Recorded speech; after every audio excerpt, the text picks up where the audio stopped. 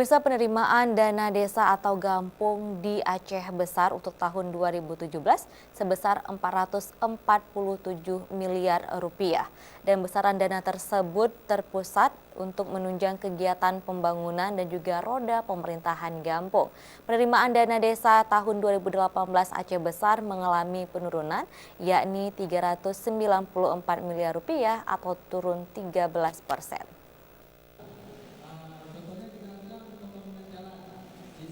Dari 604 kampung dari 23 kecamatan di Kabupaten Aceh Besar yang menerima dana desa dari pemerintah pusat, Kampung Nehen Kecamatan Mesiraya terbesar menerima dana desa yaitu sebesar 855 juta rupiah. Dan Kampung Lam Tengah Kecamatan Bekanbada yang terkecil menerima dana desa 726 juta rupiah.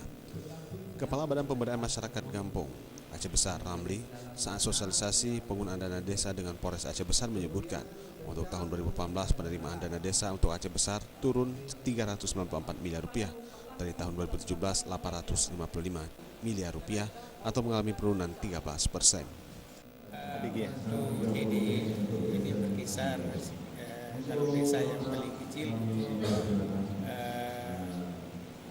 726 juta, kemudian ada desa yang besar itu 855 juta. Rata-rata yang diusulkan di RAB-nya apa Pak?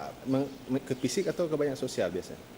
Sudah kita coba evaluasi, ternyata memang desa-desa pada umumnya lebih banyak mengusul ke fisik. Untuk itu, Ramli berharap dengan pengurangan dana desa tahun 2018, Gampung harus lebih menyederhanakan program pembangunan Gampung untuk menjangkau program masyarakat, termasuk Gampung harus transparansi penggunaan dana desa tersebut sehingga tidak menimbulkan masalah hukum di kemudian hari. Tim Liputan Aceh TV.